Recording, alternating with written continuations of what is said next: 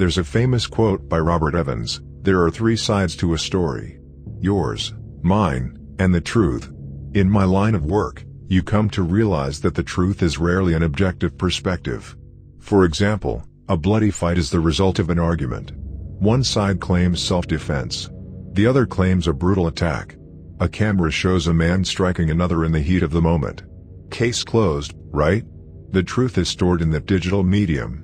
No. When you look further, what do you find? A lifelong friendship. Betrayal. Months of tension. Threats. A boy lover. Maybe the attacker truly believed his life was in danger and mistook the slightest movement as the beginning of a punch. Perhaps he just let his anger at the situation get the best of him. Maybe a mix of both. What's the objective truth here? And for whom is that truth valid? When you're a cop, understanding these nuances in truth is critical. And understanding the power those nuances can have is even more important. Not only when we have to discern whether or not someone's recollection of events is accurate, but when we lie to achieve a specific response. It's all something you become very familiar with. For me and my investigations, in particular, this was especially true. Since my investigation of who I've dubbed as the Watcher, I had been assigned to numerous cases. Many were either uneventful or too out of our control to do much more than make an official report. However, during this time, Officer Ryan somehow managed to get into the chief's good graces while I was bouncing between the real crimes and looking at unusual occurrences. He, in turn, earned the opportunity to tag along on some of my investigations. In one instance, we even took a trip to what is easily the creepiest amusement park I've ever visited. I believe the name of it was Cheesy's World. Honestly, we could only spend about 10 minutes there before mutually deciding to nope out and just tell the chief that everything was on the up and up. I'm not sure if Cheesy's is even still around, but either way, I'm not really the guy to tell the story place. The point being, Officer Ryan and I had spent what was becoming a considerable amount of time together, and admittedly, the guy was starting to grow on me. Because of that relationship, I asked for him personally on my next case. A local hospital had called about a man trespassing in the mental health ward. Supposedly someone had been spotted inside the ward multiple times. One account from a patient even suggested that the man had been sitting on the ceiling. At first, these accounts weren't taken too seriously. But when one of the security guards spotted a naked man scale a wall and climb into a small vent in the ceiling, we got called. Typically, patrol officers respond to these types of calls. However, when information on the stranger accounts of this man made its way up the chain of command, I was called in. From an inhumanely loud scream to seemingly materializing into locked rooms, my interest was immediately piqued along with my disgust. When Officer Ryan and I pulled up to the hospital, things were already in motion. Explanations for why we needed to evacuate the floor and bring in multiple officers were already given. And on our arrival, we were escorted down a set of hallways that led into the mental health ward. The security guard escorting us referred to it as the old hospital. Apparently, it used to be the primary set of buildings. As the hospital decided to modernize and expand, they built a new set of buildings on top of the old. This was good for the hospital in general, but it left the older portion noticeably neglected. The first signs of this were apparent in the rickety elevator we took down to the mental health facility's main lobby. Admittedly, it was a little uncomfortable going down an elevator that likely hadn't been serviced in who knows how long. The creaks and moans of the rusty lift only added to my growing paranoia. Officer Ryan made small talk with the guard as we descended. The guard mentioned how the hospital was storing an overflow of oxygen tank cylinders in the old hospital storage room. He usually made rounds to make sure that the tanks weren't compromised. During one of his rounds, he claimed to have seen who he referred to as the hermit eating a dead mouse. The story made my stomach churn a bit, but listening to the guard take comfort in Officer Ryan took my mind off the stress for a moment. I always thought it was fascinating how that guy seemed to be beloved by everyone. But, when the doors opened back up to reveal a lobby that looked as though it hadn't been changed since the 60s, my stress levels spiked way back up. Waiting patiently was Detective Eveline Joss. Behind her were the two officers that I usually saw accompanying the chief. Detective Joss' light brown hair was tied up into a bun. Her navy blue attire and dark makeup contrasted with her fair skin and soft freckles across her nose. And of course, she was scowling. "Took you long enough to get here, Smith," she said with a very detectable level of frustration. "We've already cleared the floor because of the dangerous individual. I'm hoping that you won't make me do the rest of your job and actually assist in catching him." "We can't all be track stars, Detective Joss," I joked. "Plus, we seem to have made it before the heat death of the universe, so by my account, we still have plenty of time to figure this out." "You're welcome." She rolled her eyes and turned her attention towards Officer Ryan. "Hey Barry, how are you? Did you manage to find a new place for you and your wife?" Officer Ryan nodded. "Actually, we did. This new set of houses just finished getting developed about 6 miles north of here. We're thinking about moving in there." "Wait, Barry?"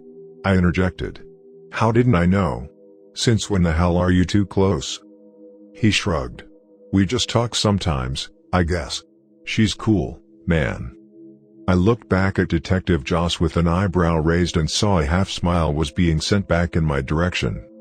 She then turned to the security guard and said, "Thanks for bringing them down here, Davis. We'll take it from here. If you want to have guys waiting outside the elevator upstairs, that'd be fine. But we don't want you guys interfering with anything down here." With a nod, he made his way back to the elevator and gave a simple wave as the doors closed in front of him. "Wait, you want them waiting upstairs?" I asked. "How the hell are we gonna get this guy out of here without them noticing?" Detective Joss motioned for us to follow her. Without a word, she led us down a dark hallway that ended with a door that had a busted exit sign hanging over it. "It leads to the back of the hospital. I'm thinking we can corral him through here so that the rest of the staff doesn't see him. And then..." "Wait," I said skeptically. "This hospital is less than a mile from a major highway, and you want to just send him outside?" She exhaled sharply before continuing. "No. Assuming we can't kill it, we have a couple guys with trucks waiting in the back. Hopefully, we can catch him and move him out of the city and into the woods somewhere to let him run off. We won't have much time, though. Apparently, Chief has seen this guy before, and he's somewhat of an escape artist. Best we can hope for is out of sight, out of mind." "Out of sight, out of mind," I scoffed. "Glad we're really looking out for the people." She shrugged. "Yeah, well, I'd love to do more too, but we're not monster fighters." "I know. Still, just feels empty." Detective Joss went on to explain how the hermit has a tendency to fill any enclosed space. When exposed to the outside, he'd likely dive right for the back of the empty truck. From there, she gave us a tour of the old hospital. There wasn't much to see. Everything was confined to a small floor. We started with the main reception and living area. To its right was a sliding glass door leading to the terrace. And straight ahead, 3 hallways. The hallway furthest to the left led down to patient rooms behind a locked door. The hallway in the middle contained the security station and a few more unseparated rooms further down. The last hallway was the most interesting. At first glance, all you'd see is a few locked doors that you could easily pass off as simple janitorial closets and a water fountain. Thinking back on the conversation I overheard Officer Ryan having with the security guard, the door at the end of the hallway provided the most intrigue. Inside, I found a number of oxygen tanks stacked on top of each other, with other miscellaneous items surrounding them. While oxygen itself isn't flammable, for those that don't know, it can be incredibly dangerous near flammable materials. Not to get too much into the science, but as an oxidizer, it can cause an existing fire to spread much faster. Not to mention the fact that one pressurized tank exploding due to a rupture could cause some damage. 10 to 20 of them could be catastrophic. Feel free to correct me on the science, but either way, this certainly didn't jive with OSHA standards. Not only that, but there seemed to be a small hole in the ceiling. A point of entrance, perhaps? I snapped a couple pictures on my phone. I informed Officer Ryan and Detective Joss about my discovery, but they both largely brushed me off. "All right," Detective Joss began, "Barry, I want you to be at the..." Before she could finish, a voice that I assumed belonged to one of the officers assigned to watch over us came through her radio. Supposedly, he had heard a loud noise coming from the terrace, and when he went to go investigate, he saw someone sitting outside. We dashed back to the main hall and found the same officer standing by the terrace door. Detective Joss went over to speak with him, but all I could focus on was the figure sitting in the fetal position outside. Though he had a large frame, he was skinny with a distended stomach. His head was probably twice as large as an average human head, but most of that seemed to be from his massive forward-hanging brow. His scowl accentuated deep wrinkles, and thin, stringy black hairs fell over beady eyes that were aimed at us with a deep-seated hatred. Yet, despite the disturbing look, he seemed to be otherwise human. It was hard not to wonder what this whole song and dance was for. Yes, trespassing is a crime, but evacuating an entire wing of the hospital and bringing us in here for one human man? It was odd. This could have easily been handled by a couple of patrol officers. I could tell Officer Ryan was feeling the same way, but Detective Joss was on edge. When she finally came over to talk, I almost laughed in her face. "This is the guy, huh?" I said with a smirk. "Possibly homeless. The man obviously needs help, but we brought out all of this just for him?" She wasn't having it. "Do not underestimate this man, Smith. I want you both sharp when we approach.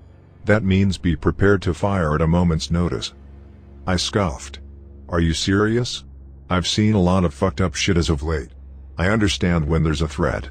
But I'm not going to assume crazy until I see crazy. Do you know how bad it'd look if we came at an obviously unarmed human man with guns drawn for the heinous crime of sitting? Could you imagine if one of us accidentally shot the guy?" "Yeah." Officer Ryan followed. "You guys haven't technically seen him do anything wild, right? No reports of threats or him actually assaulting anyone. Sure, the trespassing is bad, but he is just sitting there. If he went to the media about 3 cops pulling guns on him without real provocation, it's gonna look bad." She shook her head. "Look, I'm not. I've done this enough to know. I understand where you're coming from. But I'm telling you, that split-second difference between unholstering your weapon and firing could be the difference between life and death. If he turns out to be just a guy, then who's gonna believe?" "No," I nearly shouted. "That's absolutely not the standard we set. We are? Or at least, we should be better than that. I've heard the stories too, but we can't make assumptions like that until we have the facts." Everyone went silent for a moment. The tension in the air between Detective Joss and me was palpable. In his usual fashion, Officer Ryan attempted to ease the situation. "So, 2 beats 1? My math is usually pretty bad, but I'm pretty sure we win, so. Yay? No guns." "Fine," Detective Joss said through clenched teeth before calling over the officer she was speaking with earlier. "Murray, take a position where our friend can't see you. If anything happens, then you shoot to fucking kill. We could at least agree to that." I took point on the approach with my hand over my taser. Officer Ryan did the same to my right while Detective Joss stood at my left with her hand hovering near her gun. When we opened the terrace door, there was a tangible feeling that we weren't wanted. The man didn't move a muscle or say a word, but it was as if his very presence was telling us to leave. Admittedly, I got a little choked up in trying to speak with him. Unfortunately, Officer Ryan didn't pick up on the hostile atmosphere and made the mistake of being the first to communicate. "Hey, man. We got a call about you being here, and the hospital staff has informed us that they'd like you to leave the premises. If you need us to get you some clothes or take you somewhere, we'd love to No." The hermit's gravelly voice left us stunned for a moment. The sound seemed to boom, but it appeared as though he was barely putting any force behind his words. I looked over to Detective Joss for a moment and found myself mimicking her, my hand now firmly placed over my gun. I was slowly becoming aware that maybe this guy really wasn't human and that I had made a grave mistake insisting that we come at him without guns. It took Officer Ryan a moment to regain his composure. He let out a nervous laugh and tried continuing. Sorry. Look, we can't really take no for an answer here. If the hospital staff wants you gone, then you gotta go. We'd really prefer if you just worked with us here to make it ease." "No." His voice boomed again. "This is my fucking home." Before I could even process what happened, he sprung forward with incredible speed. One moment he was sitting on the ground, the next, he was rolling around on the floor with Officer Ryan, beating his face raw. Detective Joss already had her gun out, but I knew she wouldn't get a clear shot without risking shooting Officer Ryan. Instinctively, I yelled, "Don't shoot," while I dived for the Hermit, tackling him to the concrete. Not only was the strength immense, it felt like his whole body was covered in some sort of oil that prevented me from getting a good grip. I had done some wrestling in my youth, but I was utterly unprepared for the grappling match that ensued. Eventually, he found his way on top, and I could see his massive hands about to swing down when a loud bang rang out. And then another. And then another. Suddenly I felt a river of pus wash over my face. When the pressure of him sitting on my chest lifted, I hoped to whatever deity may or may not be out there that Detective Joss had killed him. I received no such relief when I heard that same booming voice command that we leave his home immediately. Looking up, I caught him squirming his way into a vent that led back into the building. Though his whereabouts were absolutely a concern, my immediate attention was drawn to my bloodied partner lying just a few feet away. I scrambled to his side, and the damage was apparent. Cuts, bruises, missing teeth, and a severely broken nose. "Damn it!" I shouted, "Eveline, help me get him to his feet." We managed to get Officer Ryan back inside and hand him off to Officer Murray to be taken upstairs and helped by hospital staff. It burned me up inside that I couldn't go with him. It was my call to go in without guns squarely trained on the Hermit. Because of that stupid decision, Officer Ryan could have easily received permanent brain damage and likely would need plastic surgery. We had a job to do, but it was hard not to wallow in my own foolishness. Detective Joss was kind enough to give me some space and allow me to come to her. It took a few minutes to get myself back together.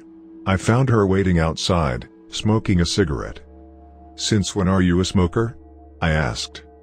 She flicked ashes and blew out a bit of smoke. "I'm not.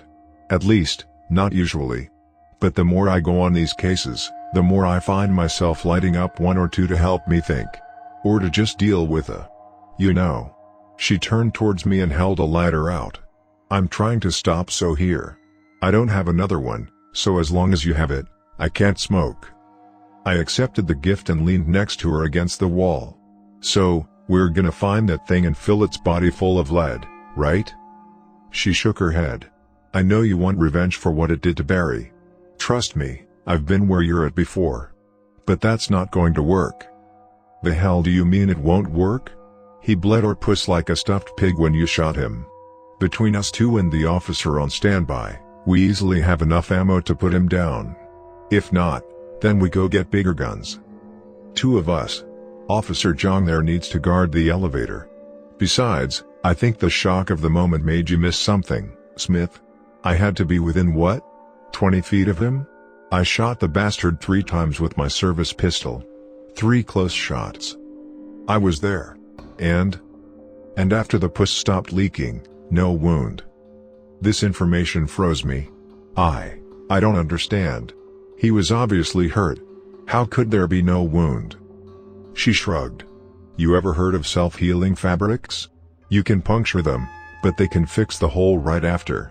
The bullets definitely went in, but you couldn't tell that by looking at him. If you stand right up after 3 hollow point bullets to the head, how much damage do you really think they could have done?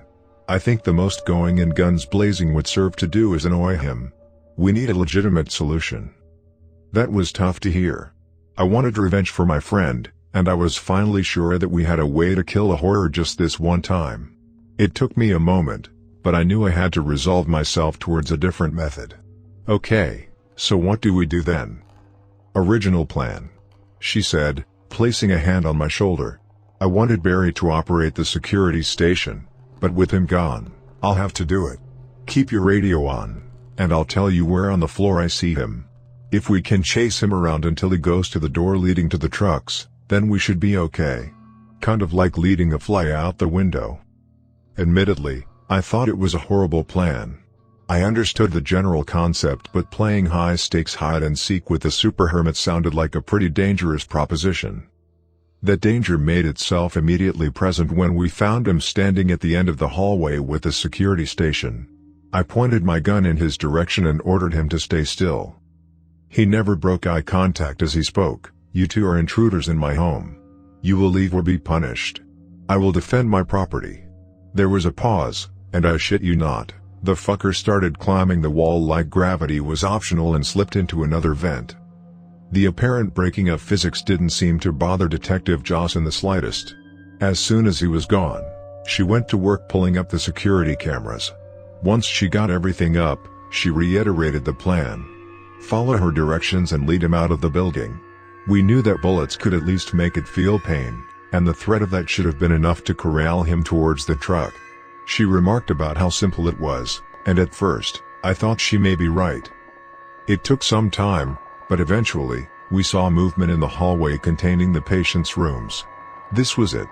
As I walked towards my destination, pistol aimed straight forward, I couldn't shake the growing feeling that this would be the furthest thing from simple. Making my way through the door, I had to take stock of my surroundings. Inside, the patient's rooms were open and situated on the right. Simultaneously, there was a mini kitchen, small television, and nurse's desk, all in a small area on the opposite side. A lot to be compacted into an ugly-looking hallway but ultimately empty. "I'm not seeing anything," I said on my radio. "Did he change locations?" "Negative. He ducked behind the nurse's station to your left. Likely setting up an ambush," she replied. I methodically walked towards the counter, being sure to keep my back towards the rooms. My heart thumped in my chest, and sweat starting to form on my brow. My mind was becoming flooded with all the ways that this could go wrong. When I was level with the desk, I took a deep breath and pivoted towards the desk's entrance, screaming for that ugly bastard to get out here. Nothing. Peeking around the corner of the nurse's station, I didn't see anything. All it took was one inquisitive step forward for him to spring from his position inside a hollow compartment of the desk and tackle me to the ground. I immediately felt a sharp pain in my right shoulder. His gums had dislocated from his jaw and shot forward like a goblin shark, sinking sharp teeth into my flesh. My screams of pain only seemed to make him bite down harder. Luckily, I managed to keep hold of the gun in my left hand and fire a couple rounds into the first thing I could find. The pressure on my shoulder lifted, and he reared back in pain, grabbing at his gut. I sprang up and used my good shoulder to ram him into an empty room and shut the door behind him. Luckily for me, one of the few things they had upgraded in the old hospital was the doors. They appeared to badge locked. Meaning, unless a staff member came to let him out, he wouldn't be going anywhere. I was hopeful that that'd give me some time to develop a new strategy, but his constant banging on the door made it hard to think. "Keep smashing away," I yelled. "You're not getting out of there unless I want you to." Right on cue, he went silent. He inspected me for a moment and then pressed his face up to the small window on the door to speak. "And the only reason you'd want me out is so that you can try and scare me out of my home, right?" "I want your plan, stupid man," he stated matter-of-factly. "You think that you can make me abandon my home? You will run out of bullets. It will hurt me, yes. But if I stand my ground just long enough, you and your friends won't be able to hurt me. I know I can take the pain, but can you survive having your jaw ripped off?" He paused to spit a yellow fluid at the glass. "I'm going to hunt you down first." His threat made me take a step back. He fucking knew. This whole time, we would have chased him around until the point of exhaustion, and then he would have struck. Detective Joss' voice came through over the radio. "Smith, I see you have him contained there. Listen, you need to." "He knows." "What?" "He knows the plan. We need to try something else. I've got him locked up here, but Smith, look down and get the hell out of there." Confused, I did as I was told and saw two thin fingers beginning to slide out from under the door. Soon after, his hand followed. I didn't have much time to think. I sprinted towards the exit and shut the door behind me. Glancing back through the window in the door, I could see his arm had already made it through. 3 options. The exit? No, he simply wouldn't follow me outside. I could run towards Detective Joss. We could at least hurt him together, but if this guy was a basically living bullet sponge, then we'd both eventually be defenseless. Which left one real option. The beginnings of a plan I didn't entirely trust started to form in my head. Another quick glance back showed I was almost out of time. He was pulling his legs out from under the door, and I knew he'd be gunning right for me. I got on the radio. "Detective Joss, he's coming towards your location. He wants revenge for that gunshot earlier. Take a position outside by the truck." She replied with a simple copy just in the nick of time. The man was free and barreling towards the door. I sprinted towards the open storage closet. 3 of my steps must have been equal to 1 of his because I could hear him closing the distance with lightning speed. Despite the pain, I opted to dive for the opening, spinning around as I landed and shooting a warning shot in his direction to hopefully slow him down. It did the trick. The bullet missed, but I knew he didn't want to take unnecessary damage. He ducked behind a water fountain, leaving me enough time to get to my feet, pull out the lighter Detective Joss had given me, and point my gun to one of the oxygen tanks. "Hey, you bastard. Get out here." He raised up slowly and walked towards me. He was ruby red, and I could tell from the look on his face that he was absolutely livid. "You stupid man. You've put yourself in a corner. I'm not afraid of a little fire." I spat on the ground. "I don't give a damn about a little fire. Load of flammable shit in here, though, don't you think? What do you think happens if I start shooting oxygen tanks while I have this flame lit?" Admittedly, I wasn't even sure if the science was correct, but my bluff seemed to make him take pause. "What do you plan to do?" he said cautiously. "You're obviously an intelligent guy. More intelligent than a lot of the things I've dealt with. So let me put this in terms you'll understand. Oxygen tank plus bullet plus fire equals boom. And when boom happens in an old space with flammable stuff, well, I don't know if you can survive a fiery explosion, but it doesn't matter because your precious home won't." "No," he shouted, throwing his hand forward. "You'll die too. You wouldn't do this. Not to my home." He was partially correct. I wouldn't risk hurting the people in the hospital if this crazy plan would have even worked. But that didn't matter so long as he believed I would. "I don't give a damn about your home. Either you kill me, or the explosion does. Honestly, I think I prefer this death over whatever the hell you do. Plus, it'd be way more satisfying to know that you don't get shit after this." I squeezed my finger on the trigger just a bit. "You take another step closer, and I swear to the universe." "Stop," he screamed. "Don't destroy my home. What do you want?" "Look, I'm a fair guy. There are some new empty houses 6 miles north of here. I'm not sure how you'd plan to get there, but they're empty. So let's make a deal.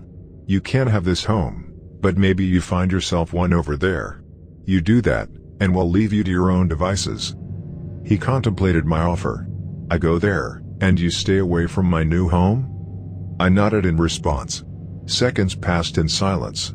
The sense that I would have to readjust from my bluff seemed to become more real every moment. But eventually, after what felt like minutes of tension, the hermit took off in the other direction without a word. I took the most enormous sigh of relief I'd had in my life and flopped onto the ground, grabbing at my shoulder. The pain seemed to be coming on more intensely now. Detective Joss' voice came through on the radio. "Smith, we saw him come outside, but the little shit went down a storm drain on the sidewalk." Eventually, I had to fill Detective Joss and the chief in on our conversation. She was displeased that I essentially just shifted the problem somewhere else and absolutely livid that I changed the plan without telling her. But ultimately, she was proud of me. The chief was more outwardly appreciative of my quick thinking. This way, we knew exactly where he'd be, and we could prepare for his presence. And dealing with him in an empty house seemed far more ideal than dealing with him in a full hospital. Despite all I had been through and the loose ends to still tie up, there was still one thing at the forefront of my mind. By the time I finished everything with the chief and the hospital staff, Officer Ryan already had a room, but I wasn't allowed to see him. At least not officially. I snuck past most of the staff to get to Officer Ryan's room. The ones that saw me didn't ask too many questions given my badge. He was in rough shape and had already been put on some heavy drugs, but he was at least coherent, which was an excellent sign. "Officer Ryan." Barry," I began. "Look, I'm sorry, man. I messed up. I should have known the danger and had us prepared and..." All he could muster was a weak tch. The gauze and swelling made it hard for him to talk, the words coming out a bit muffled. I could only imagine how hard it was for him to find the energy, but he fought through the pain and simply said, "Don't blame yourself, man. You did the right thing. I nodded and bent down to put my hand on his shoulder. Knowing I should let him rest, I began to make my way outside, but a weak call stopped me at the door. "What's up?" I asked, spinning around. "Don't call me Barry, man. It's weird as shit." I was trying to be respectful, "You blonde bastard, but all right. Officer Ryan, it is," I replied, smiling. He gave me a thumbs up. Knowing he'd be okay, I finally made my way outside. The night had been awful, and I was more than ready to go home and sleep off the trauma. This is why I was less than thrilled to see a hospital staff member running after me in the parking lot. The woman looked to be in her late 20s, maybe early 30s. She was on the shorter side with dark brown hair. Her badge signified that she was a nurse working at the mental health hospital, which immediately suggested that this would be another situation where someone would ask questions I really didn't want to have to answer. I didn't even get the chance for a proper greeting before she was standing in front of me.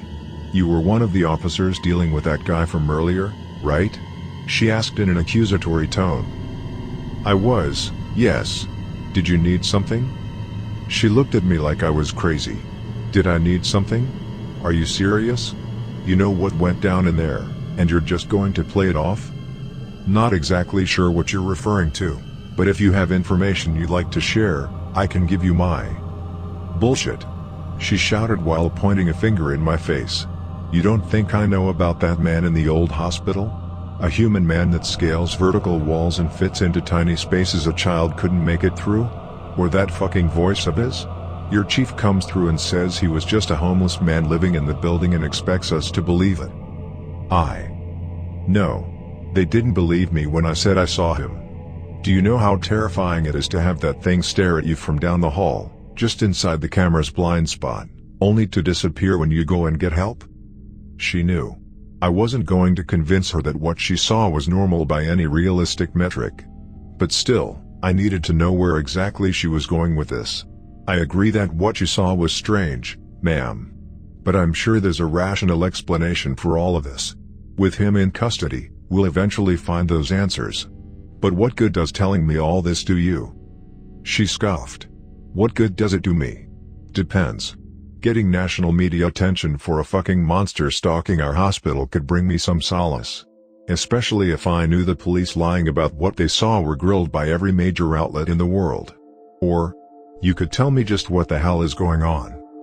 I knew I couldn't lie my way out of this. The only thing I could really think to do was try and divert the conversation.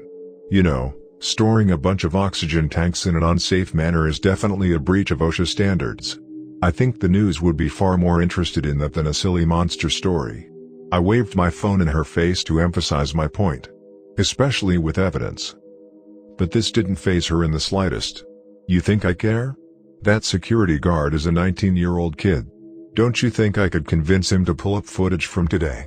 Hell, I'm sure he'd love to be on TV to say what he's seen. And he's not the only one. Yeah, the oxygen tanks look bad, but which do you really think is gonna be a bigger story?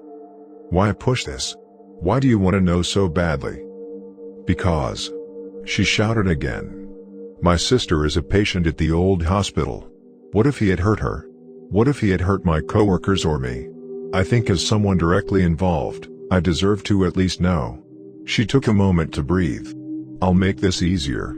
You tell me, and I promise, I won't speak a word of it to anyone else.